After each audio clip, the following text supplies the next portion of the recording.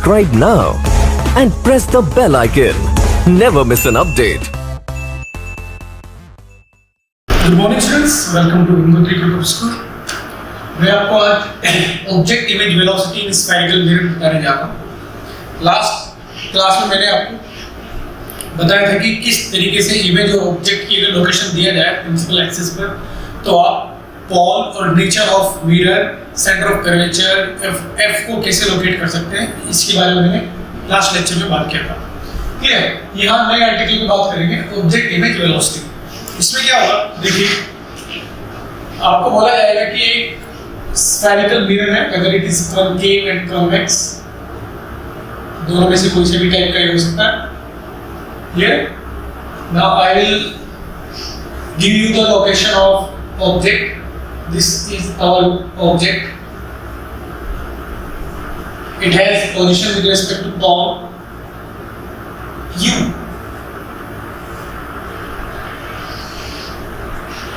Actually, I will say that this is x and u will be minus x, and here is the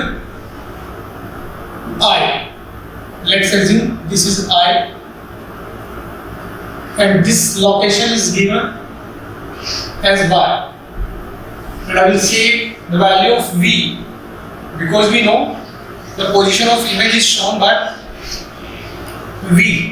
This will be positive y. Clear? Now, by mirror formula,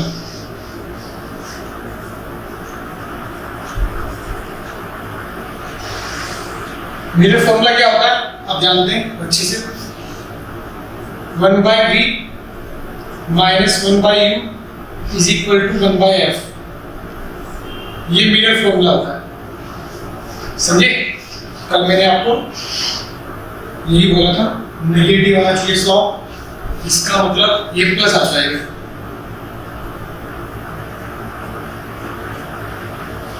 mirror फॉर्मूले में यहाँ plus आ, क्योंकि इधर जाएगा minus आएगा, इसलिए हमारे negative slope आ रहे थे, जो मैंने आपको लास्ट लेक्चर में बताया था। नेगेटिव स्लॉप के तो लाइन आएगा। तो ये मिरर फॉर्मूला है, इसमें वैल्यू पुट करूंगा, वैल्यू पुट कर देते हैं। 1 by y minus 1 by x is equal to 1 by f। अगर ऑब्जेक्ट ऐसे चलता है आगे की ओर, वेलोसिटी u से, तो इमेज की वेलोसिटी क्या है, मान लेते हैं u i है। इस इक्वेशन को डिफरेंशिएट कर देते हैं by differentiating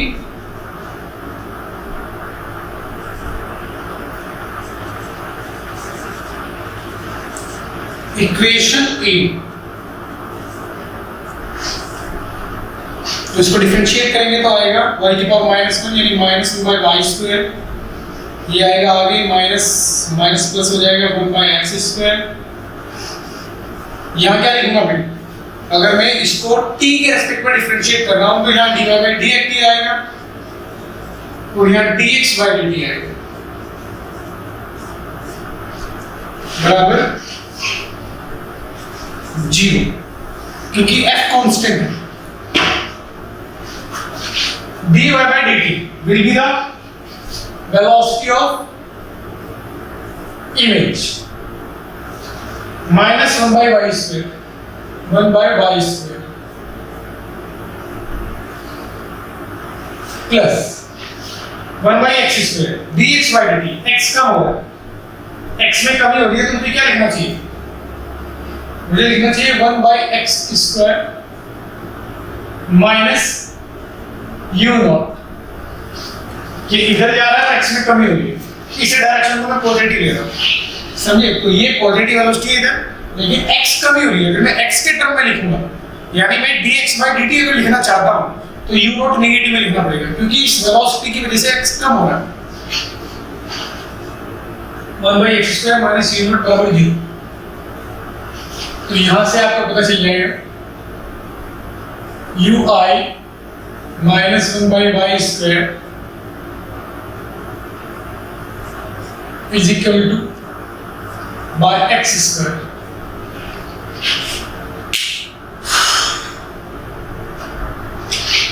और यहां से y square upon x square minus u not, यानी velocity of image will be equal to y square upon x square, y square upon x square. Y क्या है? अगर आप जानना चाहते हैं वी नो, देखो वी नो एम मैग्निफिकेशन, इस मिरर की मैग्निफिकेशन अगर आप देखना चाहते हैं तो माइनस वी बाई यू होती है मैग्निफिकेशन।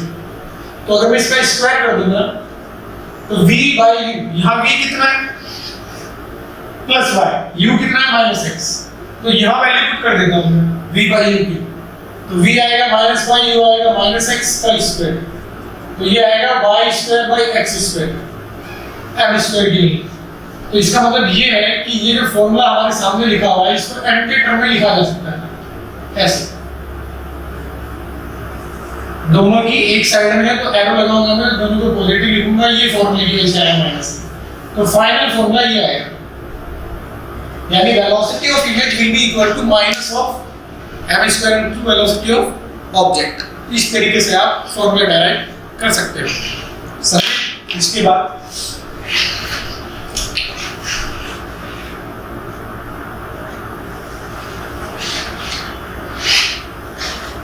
बाद हम बात करेंगे लॉन्गिट्यूडनल मैग्निफिकेशन। अभी तक सिंपल मैग्निफिकेशन की बात की, जो हाइट के टर्म में मेरे को मैग्निफिकेशन कैलकुलेट कराता है या मेजरमेंट देता है हाइट का। जो अभी तक मैग्निफिकेशन आपको बताया ये वाला जो मैग्निफिकेशन, ये आर्टिकल पूरा हो चुका है, यहाँ ये ऑब्जेक्ट इमेज वेलोसिटी कंप्लीट हो चुकी है। इसके बाद नया आर्टिकल बता रहा हूँ आपको, वो क्या है, ये जो मैग्निफिकेशन मैंने अभी तक आपको बताया, ये मैग्निफिकेशन होता है लेटरल मैग्निफिकेशन, मतलब हाइट के टर्म में। उसके लिए शब्द यूज करने की जरूरत नहीं पड़ती है कि लेटरल वर्ड यूज किया जाए, समझे? क्लियर? मैग्निफिकेशन बोले तो लेटरल, यानी वो हाइट के लिए होता है। मैग्निफिकेशन साइज को मेजर करता है कि कितना बड़ा ऑब्जेक्ट था, उसके कितना गुना। अगर मैग्निफिकेशन 2 है, इसका मतलब 2 गुना इमेज बन रहा है हाइट में। क्लियर? अब मैं बात कर रहा हूँ लॉन्गिट्यूडनल मैग्निफिकेशन की। लॉन्गिट्यूडनल मैग्निफिकेशन आपको बताने जा रहा हूँ, देखिए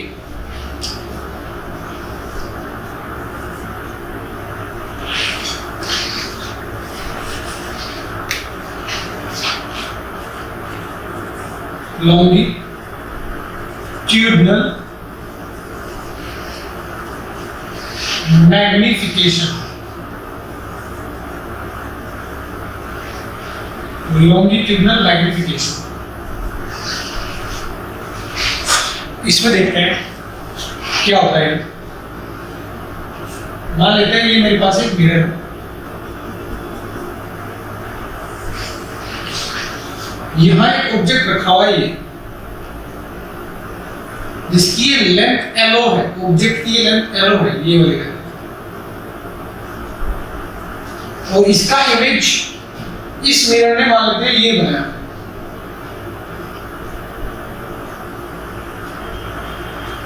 और इसकी ये लेंथ है एलिमेंट एल आई। क्लियर? तो लॉन्गिट्यूडनल मैग्निफिकेशन जो होता है एम एल, वो कुछ ऐसे लिखा जाता है, L I by L O, length of image upon length of object, इस तरीके से लिखा जाता है। क्लियर? मैग्नीट्यूड की बात कर रहा हूँ, मैग्नीट्यूड ऑफ होगा। तो इसमें अगर बिल्कुल मैं कुछ भी नहीं जानता हूँ, समझे, जैसे मैं एक स्टूडेंट में कुछ नहीं जानता हूँ, आपको मैंने अभी तक जितनी नॉलेज दी है वो नॉलेज है मेरे पास। लॉन्गिट्यूडनल मैग्निफिकेशन के बारे में कुछ नहीं जानता, तो मैं कैसे करूँगा इस क्वेश्चन को? मैं पहले तो इसका इमेज बनाऊंगा, ये पॉइंट लिख दूंगा ए, ये पॉइंट लिख दूंगा बी। तो पहले तो पॉइंट ए का इमेज बनाऊंगा, कहाँ बन रहा है, फिर पॉइंट बी का इमेज बनाऊंगा, कहाँ बन रहा है। समझे मेरी बात? पहले पॉइंट ए का बनाऊंगा इमेज, कहाँ बन रहा है, फिर पॉइंट बी का इमेज बनाऊंगा, कहाँ बन रहा है, और उन दोनों की पोजीशन के बीच का डिफरेंस लूंगा। जैसे ये आ जाएगा, मान लीजिए ए डैश, ये आ जाएगा, ये लोकेशन हो जाएगी इनिशियल u ऑफ a, ये हो जाएगी v ऑफ a डैश,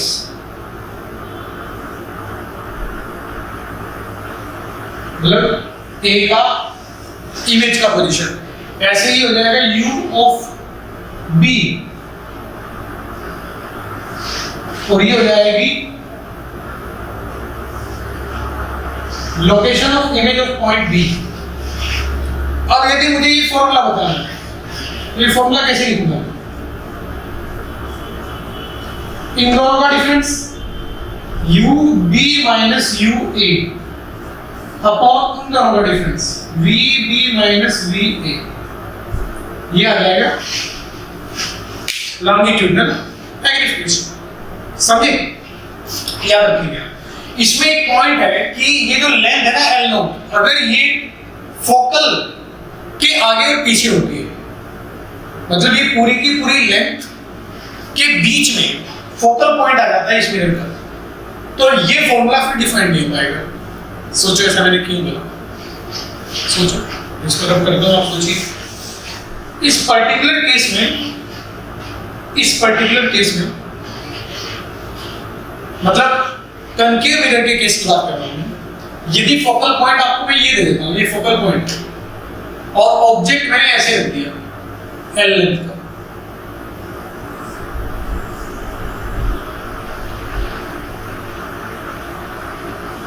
तो आप पाएंगे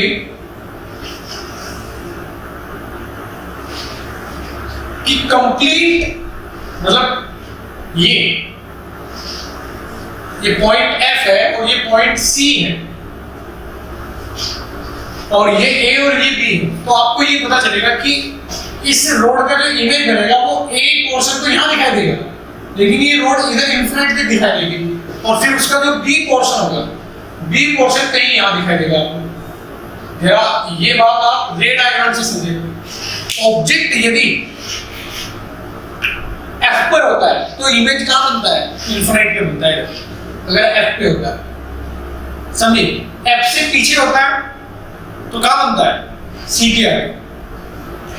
अगर आप ऑब्जेक्ट को F से आगे C पे लेके जाते हो तो इमेज C पे आ जाता है, आगे लेके जाते हो तो इमेज आगे आ जाता है।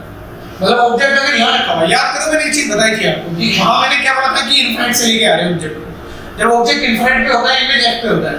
जैसे जैसे ऑब्जेक्ट इधर आएगा तो इमेज इधर जाएगा, समझे?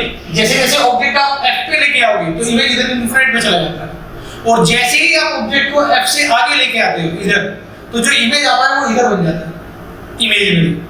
तो ये A पॉइंट का जो इमेज बनेगा वो इमेजिनरी बनेगा इधर, लेकिन B पॉइंट का इधर बनेगा।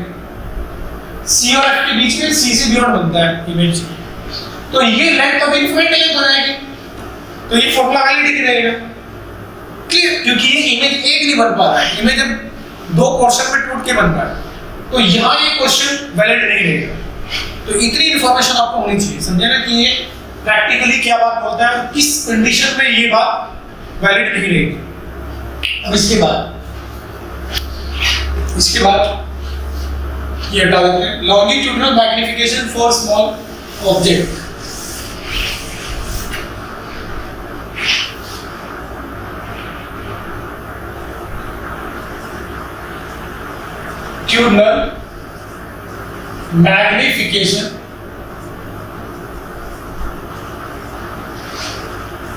longitudinal magnification for small objects.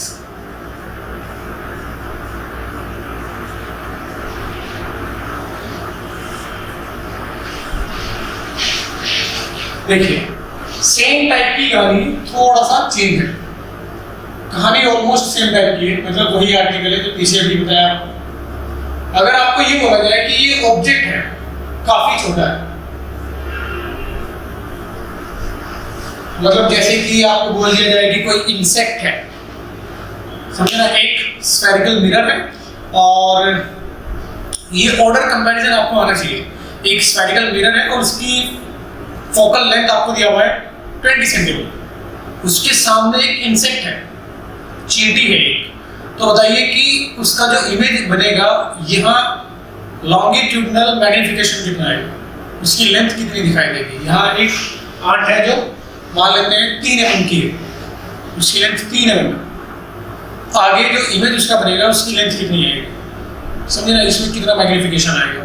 इस टाइप की कहानी है कि आपसे पूछा जाए तो आप इस आर्टिकल को याद रखिएगा। समझिए ये ऑर्डर जो स्मॉल है, ये स्मॉल किसको बोल रहा है, ये जो स्मॉल इसने वर्ड यूज किया है ये किसको बोल रहा है स्मॉल, मतलब किस ऑर्डर को हम स्मॉल मानेंगे और किस ऑर्डर को हम इनफाइनाइट मानेंगे। इनफाइनाइट में पहले भी आपको बता चुका हूँ, स्मॉल की बात करें। देखिए यहाँ आप फिर से वही करोगे, मान लेते हैं इस पॉइंट की लोकेशन U है, तरीका वही रहेगा जो पहले था। तो इस पॉइंट की लोकेशन क्या आ जाएगी, U प्लस DU। ऑब्जेक्ट बहुत बड़ा नहीं है, इसकी लेंथ जो आएगी वो DU आएगी, मान लेते हैं ये लेंथ है। तो ऐसी ही अगर मुझे इमेज मिलता है, बेटा जो भी नहीं इमेज इधर ही मिले, इमेज इधर भी मिल सकता है। ये तो मैं एक ऐसे जस्ट जनरलाइज वे में फॉर्मूला प्रूव कर रहा हूं। तो इस पॉइंट की जो लोकेशन आएगी वो मानते हैं V आई हमारे पास, और इस पॉइंट की क्या आएगी V प्लस D।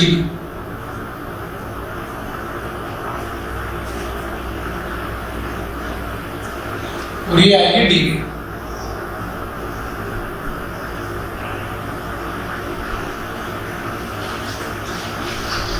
क्लियर है?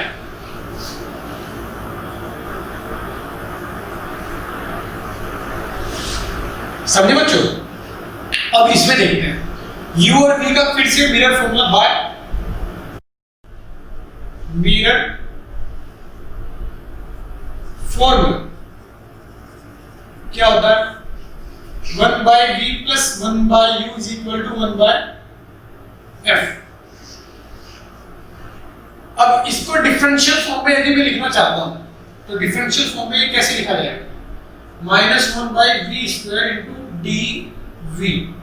किसके रेस्पेक्ट में डिफरेंशिएट कर रहा हूं ये नहीं बोलता अभी मैं, समझे ना। डिफरेंशियल फॉर्म ऐसे भी लिखी जाती है, आप जानते होंगे अच्छे से, du is equal to 0। इसकी डिफरेंशियल फॉर्म ये लिखी जा सकती है। अब यहां